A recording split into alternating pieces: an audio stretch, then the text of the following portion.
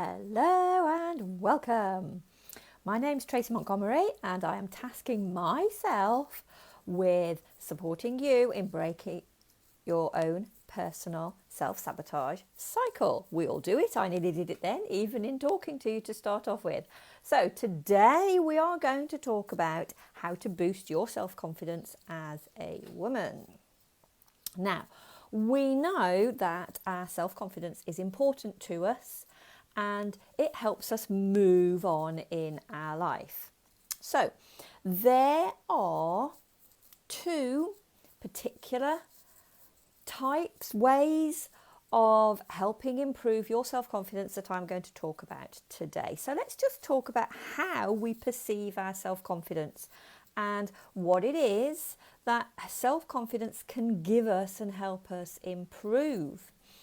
So if we think about when you're in a job and you're going for a promotion, if you have your own self-confidence, good morning, we've got people jumping on here, so I'll just say hi.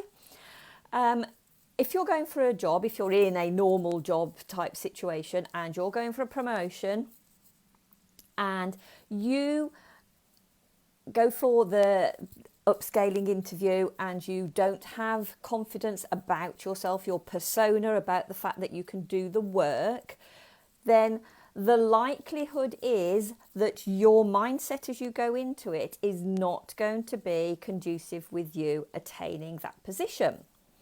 If we think about it on a personal level, if you go to a party or a gathering with friends, colleagues or new people, if it's a party that you've been invited to, the person that has the more confidence is the person that is going to be moving through the room or the venue and getting talked to more than the person without confidence. Now, confidence doesn't just mean that you're the loudest person in the room.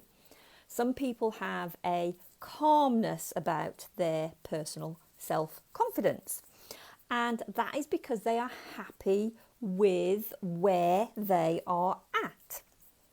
So let's talk about the two types of confidence fixes that we can use. So there's an external confidence fix and there's an internal confidence fix. One of them is a quick fix, one of them needs a little bit more work.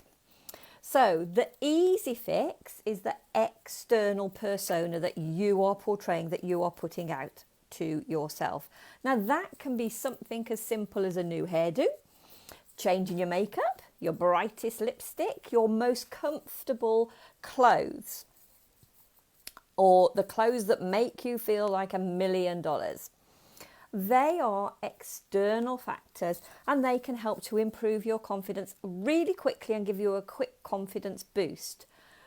But we have to remember that that is, as I say, a quick fix. It's an easy fix, but it might not be a permanent fix. So for example, you could be going to an event and you've put on your best clothes, your trendiest clothes, your newest clothes.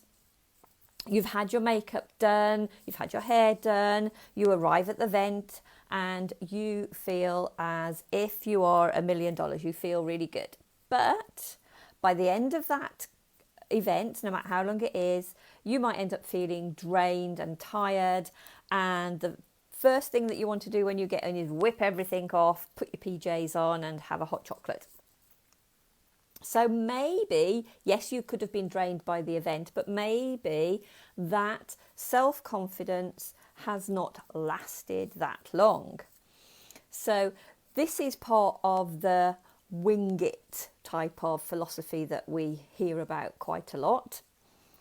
The next type of self-confidence that we need to work on, or the area that we need to work on, is our internal self-confidence. Now, this is something that is a harder to fix, have to say a little bit harder. It needs a little bit more work, and it's something that needs repetition. So things like telling yourself on a daily basis that you can do things.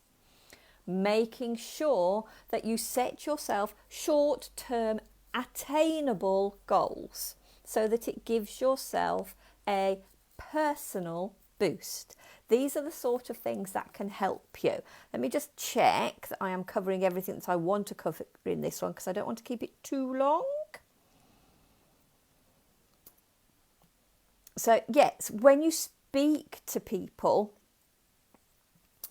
to help boost your own internal self-confidence, rather than gushing about where you are, ask questions. Ask questions about what they are going through, and you can then level to where you are in your own confidence, because, believe it or not, you might actually be talking to people whose self-confidence is not on the same level as yours. And our self-confidence can go in dips and waves. So we've got, just to repeat, 2 areas of confidence to work on. We've got our external, our persona that we portray to people, that people can see visually, and it's a quick fix. And then we've got our internal, and our internal one is the one that takes a little bit longer and needs a little bit more work to give ourselves that confidence. You know, you talk to people and you say, oh, they've got an air of confidence about them. They don't have to be the loudest, brashest person in the room. That's not necessarily a sign of confidence, but they have an air of grace. They hold themselves differently and they talk differently. They want to know things. So with our journey to self-confidence, we have to realise that it is an ongoing process. There are days when we're going to feel really good. There are days when we're not going to feel so good. And especially as we get older, those days can be in big waves. So I hope that you found this information useful. To find out more, talk to me and see where you can fit into my programs to help you improve your own internal personal self-confidence development. So I hope that's been useful. I will speak to you all soon. Bye for now.